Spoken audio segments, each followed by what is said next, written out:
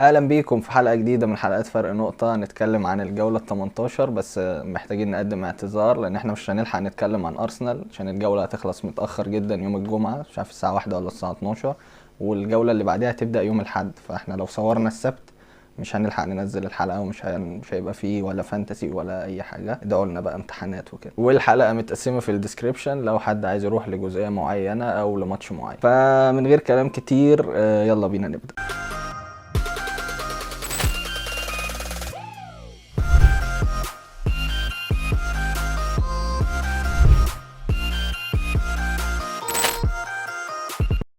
البداية معانا مانشستر سيتي وايفرتون، تعثر جديد لمانشستر سيتي بس مش مفاجأة، بس يعني خلينا نقول ان السيتي بدأوا اخيرا بتشكيل معقول شوية. فكرة ان هم اخيرا بيبدأوا بدوكو وسافيو وفودين وبرناردو سيلفا، واخيرا ما شفناش ثنائيه جوندوجان وبرناردو سيلفا في النص، شفنا برناردو سيلفا بيتحرر شويه. شفنا السيتي بتبدا بلا مركزيه بس من غير عشوائيه، يعني كنا بنشوف تحركات كتيره ما تعرفش مين اللي بيبني الهجمه، مين اللي بيضغط، مين اللي بيهاجم، بس كان يعني شكلهم كويس شويه. وفعلا في اول كام دقيقه كانوا ممكن يجيبوا جون بكره جوفارديول اللي جت في العارضه، ويعني احبطتهم كلهم وخلتهم مش طايقين نفسهم اكتر ما الفرقه اساسا تعبانه. فهو الماتش كان عباره عن فريق بيلعب بلا مركزيه وفريق تاني بالزون ديفنس بتاعه المتعارف عليه بتاع شون دايتش طبعا. فشوفنا السيتي في اول كام دقيقه كان خطير، وبيجي الجون عن طريق برناردو سيلفا اسيست من دوكو، ويعني جون انا شايفه هبد شويه بس في الاول في الاخر يعني الحمد لله ان السيتي جاب جول، اصلا حاجه كويسه.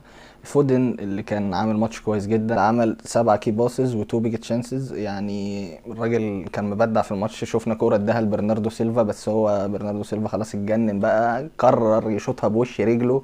طبعا مش محتاجين نقول هي الكرة طلعت المدرجات فوق خالص. كان تصرف غريب قوي منه، في ثقة زيادة وغرور زيادة عن اللزوم بصراحة. ويعني كمان فودن مش الكرة برناردو سيلفا بس، لا ده في كذا كورة كمان لهالاند، وهالاند بيستلمهم بطريقة غريبة او تحسه عارف انت اللي هو انا مش قادر، انا مش عارف اعمل ايه. هو فعلا واضح انه الثقة نازله عنده خالص، وكمان هو واضح انه محتاج وقفه شويه، وتحسه كده انه من ساعه ما بقاش فيه بديل ليه هو خلاص ضامن مركزه، ومش كده كده انا ماليش بديل، فانا اي حاجه هعملها ابقى اساسي ومش فارقه بقى. وكمان شفنا سافيو اللي اخيرا بيشارك كاساسي، الراجل اللي هو الجوهره في الفريق كله وبيقعد دكه معرفش ليه، بيرقص اي حد. شفناه قدر يكسب ضربه جزاء كمان، ومع ذلك برضه مش بيشارك كتير، كانت غريبه شويه، ولكن اخيرا النهارده بيشارك وبيلعب وعمل ماتش كويس جدا. بس هو محتاج يشارك اكتر لان هو تفكيره كله لنفسه، انا عايز اثبت نفسي، عايز العب اساسي، فتلاقيه دايما الجماعه عنده قليل شويه لانه لحد دلوقتي ما جابش ولا جول مع الفريق. محتاج يشارك اكتر ويخش في الفرقه اكتر لان الراجل ده فعلا مفتاح لعب كبير في الفرقه. نروح ايفرتون اللي كان عندها صعوبه شويه في بناء اللعب لان هم عندهم ماكنيل مصاب، وده من اهم عناصر بناء اللعب عندهم، ويمكن من اهم عناصر صناعه اللعب كمان. بس نص ملعبهم رغم ان هو اغلبه مدافعين، يعني اغلبه ناس بتدافع اكتر، ولكن هم مشوا كويس، قدروا ان هم يسجلوا جول عن طريق نداي اللي يعني تحسه كده بيرد على برناردو سيلفا، انت مش عارف تجيب بوش رجلك، طب اهو جاب جون جامد قوي.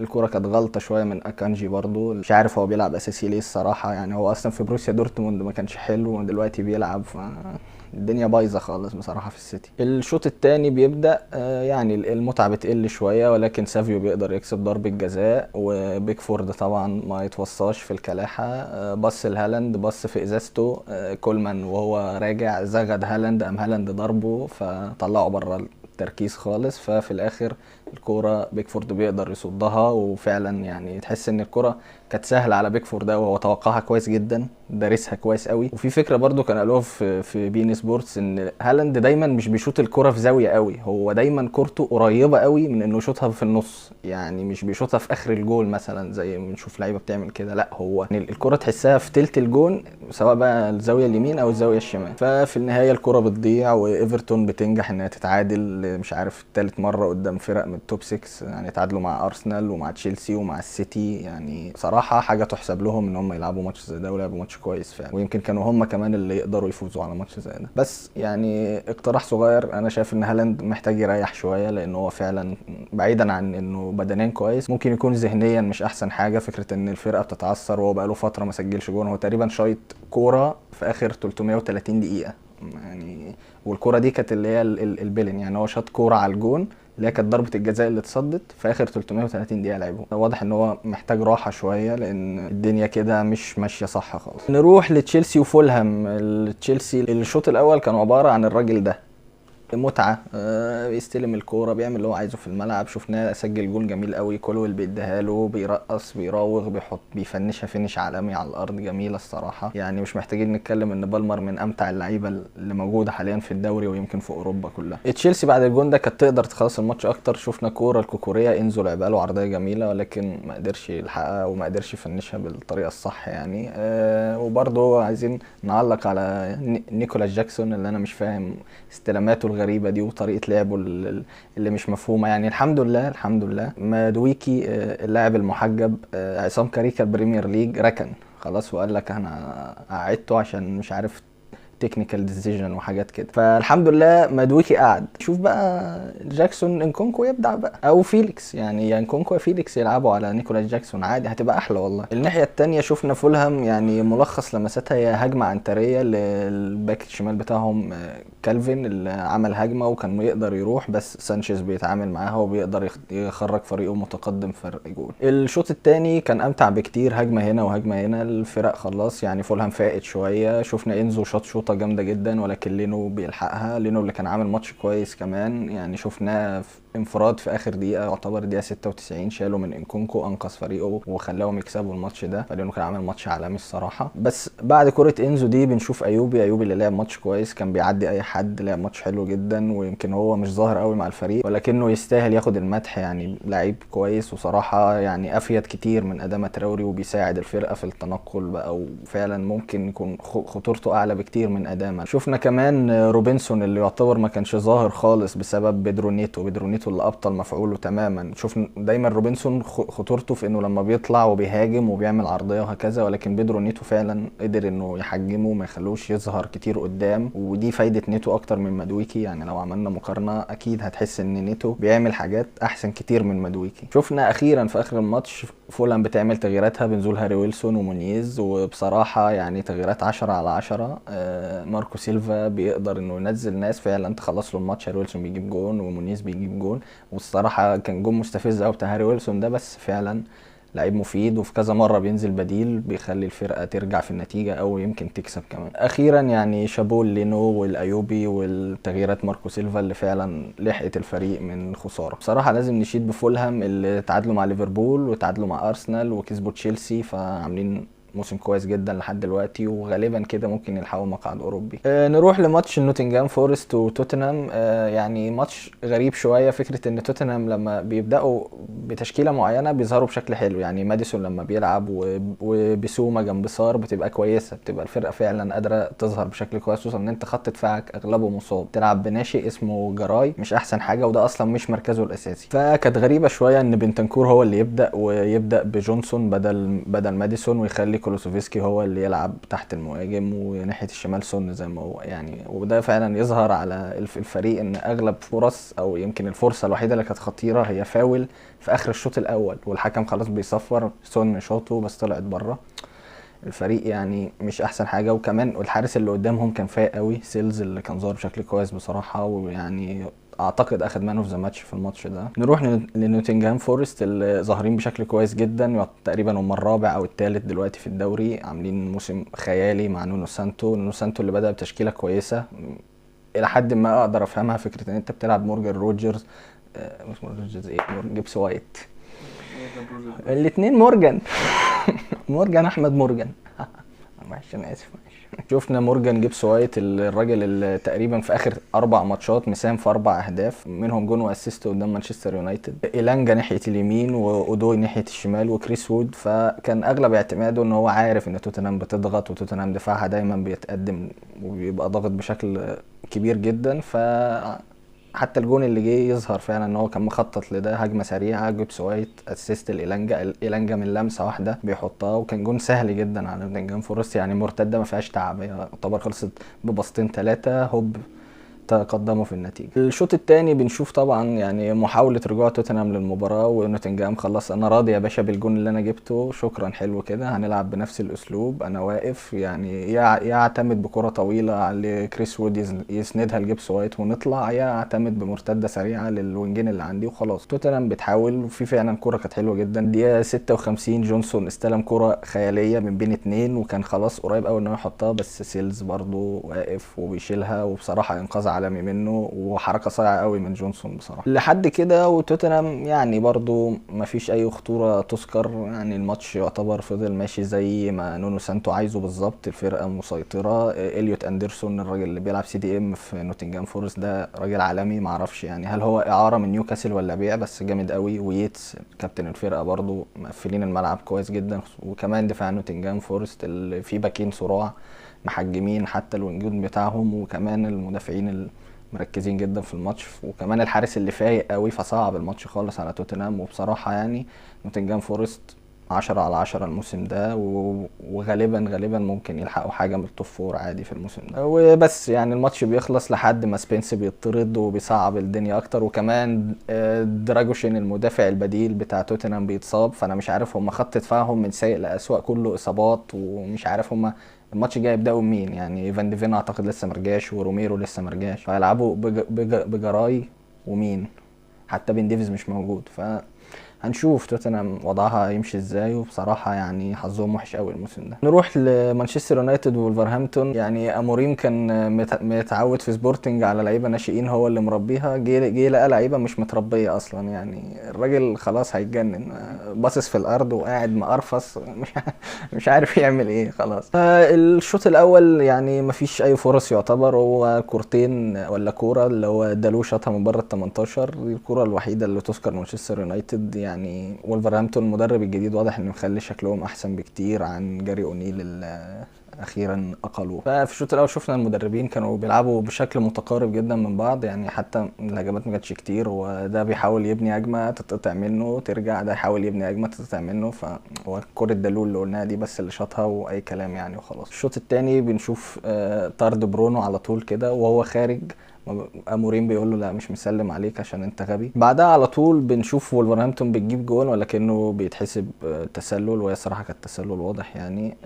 مفيش بعديها الدقيقه 58 بيجي كورنر، وطبعا مش محتاجين نتكلم ان مانشستر يونايتد في الركنيات زي الزفت، سواء بقى الكره بتترفع فمدافع بيحطها ولا مهاجم بيحطها، ولا اصلا بتتلف على طول في الجون وتخش.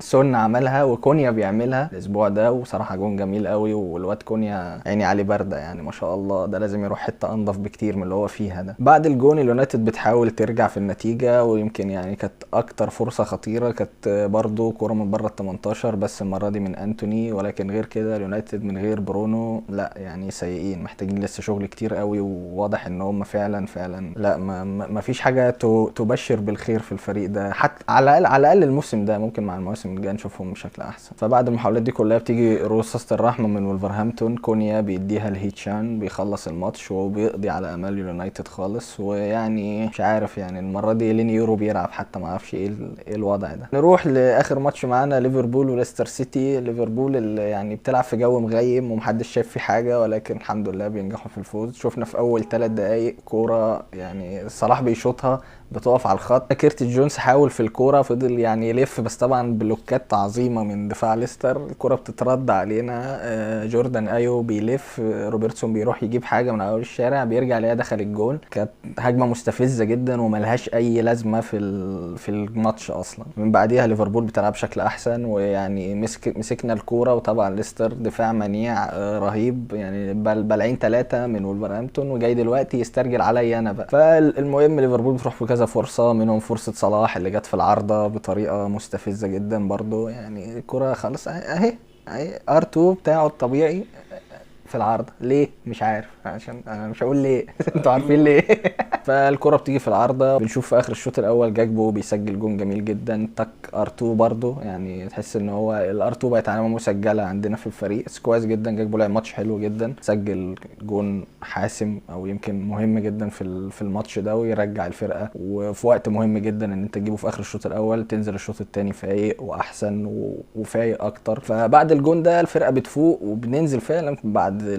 بعد الشوط ما يبدا ب5 دقائق تقريبا ولا 4 دقائق بيجي الجول الثاني. كيرتيس جونز اللي بالمناسبه وصل ل 100 مباراه في البريمير ليج مع الفريق، مش عارف الواد ماشي كويس بصراحه، جاب جون مهم برده. ماكاليستر لعبها له كويس، وفعلا الفرقه احلى حاجه في الفرقه ان الشوط الثاني الموضوع بيختلف تماما عن الشوط الاول. ممكن الشوط الاول تلاقيهم سفين التراب، ولكن الشوط الثاني الفرقه بتفوق وبترجع، ويعني ده برده حاجه تحسب لسلوت انه دايما بيفوق الفريق وبيرجعهم يمشوا على الطريق الصح. الماتش بيمشي برده، ليفربول بتلعب باسلوبها الطبيعي جدا، بس الريتم اهدى طبعا شويه، خلاص بتحاول تحافظ على النتيجه اكتر من ان انت تسجل تاني، وده كان شيء كويس بصراحه ان الريتم بيهدى وتعرف تهدي الريتم في وقت معين. كده ليستر اغلب خطورتها من هجمات مرتده، فاخطر كوره جات لهم الكوره اللي جات لباتسون داكا، كان داخل يشوطها الحمد لله قلشت منه وراحت سهله في ايد اليسون. كان ماتش كويس، بس يعني فكره ان داروين نونيز برضو لسه ما ظهرش قوي هجوميا، فكره انه يسجل او يحرز هدف لا، يعني جات له كوره صلاح اداها له ولكن ضاعت، او يعني مش عايز الومه فيها، هو فنشها كويس ولكن الحارس قدر يتعامل معاها بشكل كويس بصراحه. بس لحد الدقيقه 82 بيجي بقى صلاح بيظهر، جاكبو بيديله الكوره، صلاح ما بيسميش، بيعرف يجيب جون جامد جدا، جون جميل بصراحه، عامل شقلبه في الملعب. طلع في مؤتمر صحفي بعد الماتش قال ان احنا وي نيد تو ستي هامبل زي واحد صاحبنا كده، بس يعني ان شاء الله ما تنقلبش علينا زي ما انقلبت على تاني النرويجي. فليفربول بتعزز صدارتها ب 42 نقطه، التاني فارق عنها 7 نقط، ولو ارسنال كسبت في ماتش ابسويتش ده هيبقى فرق 6 نقط زي ما هو. فليفربول ماشيه كويس، واعتقد يعني ان شاء الله ربنا يسهل والدوري يخلص بدري عشان الواحد مش ناقص معاه سيناريوهات قلبة خالص. بس وده كان ملخص سريع كده للجولة. يلا بقى نخش على الفانتسي، نروح لوجع القلب الحقيقي. انا حاليا لسه ماتش ارسنال ما اتلعبش، انا جايب 55 نقطة، كنت مكابتن صلاح، لسه باقي لي اوديجارد ورايا. كده تشكيلتي للجولة ال 18 هتظهر لكم لما الحلقة تنزل. يلا بينا نخش على اختيارات الجولة 19. اول ماتش معانا ليستر سيتي ومانشستر سيتي. يعني انا شايف ليستر ممكن تجيب منها مهاجم عادي، سواء بقى داكا لو لعب او ايو، هي حلول ريسكي، ولكن السيتي دفاعها واقع وهم اساسا مش شايفين قدامهم. الناحيه الثانيه السيتي انا شايف فودن بس اللي يقدر يجاب، دي بروين لو لعب اساسي حل حلو، ممكن سافيو برضه حل كويس. كريستال بالاس ساوثهامبتون. كريستال بالاس جدولها حلو جدا الفتره الجايه، فانا جبت منها الجوله اللي فاتت مونوز الباك اليمين بتاعهم، وهجيب ماتيتا الجوله دي، فيبقى معايا 2 منهم، وماتشاتهم سهله بعد ساوثهامبتون، طريقهم كويس يعني، ممكن تجيب منهم كذا حد، ممكن ايزي او اسماعيل صار برضه حلو كويس. ايفرتون نوتنجهام فورست.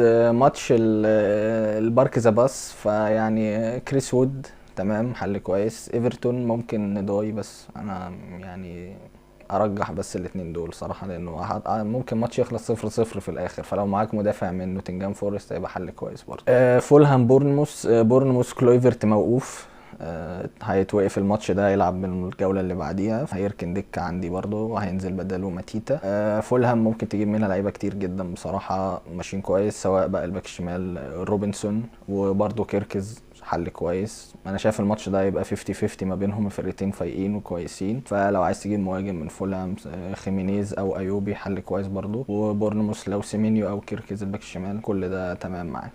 توتنهام وولفرهامبتون. توتنهام انا شايف كولوسوفسكي ماشي كويس، وماديسون، بس مش عارف ماديسون بيقعد دكه كتير، بس هو حل كويس جدا. لو معاك سولانكي يتساب طبعا الجوله دي. وولفرهامبتون كونيا اكتر واحد فايق فيهم حاليا، فلازم يتساب، ولو معاك ما تستغناش عنه لان الراجل فورمه عاليه جدا. وستهام ليفربول لويس دياز ابوه تعبان وعنده مشاكل، فغالبا كده هيريح له كام جوله، فلو جوتا تقدر تجيبه هيبقى حل كويس، اعتقد يبقى في روتيشن كتير الفتره الجايه، ممكن جوتا يشارك وممكن جاكبو برضو يشارك. وستهام الناحيه الثانيه وبوين بس اللي ممكن يتجاب حاليا. قدوس ممكن يعمل خطوره ناحيه ارنولد طبعا، وجوميز دي ناحيه الرقصات يعني، فتمام. استون فيلا برايتون. طبعا استون فيلا دوران مطرود، فروجرز تمام. واتكنز ممكن طبعا يعني، او مش ممكن، هو اساسي هيلعب، فيبقى حل كويس قدام برايتون اللي مش احسن حاجه الفتره دي. برايتون ويلبك من ساعه اصابته هم مش ظاهرين قوي، فخليك في جواو بيدرو، هو اضمن حد دلوقتي، واعتقد لو جه ضربه جزاء هو اللي هيشوطها يعني. ابسويتش تشيلسي، والله المفروض ده ماتش سهل لتشيلسي، فانا هسيب بالمر وانزو عادي. لو انت عايز تجيب انزو يا سيدي هاته، خلاص واضح ان انتوا زعلتوا من الراجل ما بقاش يعمل حاجه من ساعه ما قلت محدش يجيبه. ممكن كوكوريا برضو، الراجل بيشارك هجوميا كتير، هيبقى حل كويس. لو عايز تاخد ريسك ممكن نيتو، يبقى حل كويس برضو، بس يا رب يشارك اصلا، لان حاسس ان اللاعب المحجب ممكن يرجع يلعب عادي. مانشستر يونايتد نيوكاسل، طبعا ايزاك كده كده. ممكن ريسك ميرفي، عايز تضمن جوردون. انا شايف مانشستر يونايتد الماتش ده يعني زي الماتش اللي قبله واللي قبله هيتنفخوا، لان نيوكاسل فايقه قوي الفتره دي. حتى برونو اللي كنت بقول لكم هاتوه، لا هو خلاص كده راح في داهيه. برينتفورد وارسنال هنقول لكم الاختيارات بتاعتهم في الكومنتات، لان احنا لسه ما شفناش الماتش بتاعهم ضد ابسويتش. وبس دي كانت نهايه حلقتنا. ما تنسوش تعملوا لايك وشير وسبسكرايب، وتابعونا على فيسبوك وعلى تيك توك، وقولوا لنا في الكومنتات رايكم. بس اشوفكم الحلقات الجايه.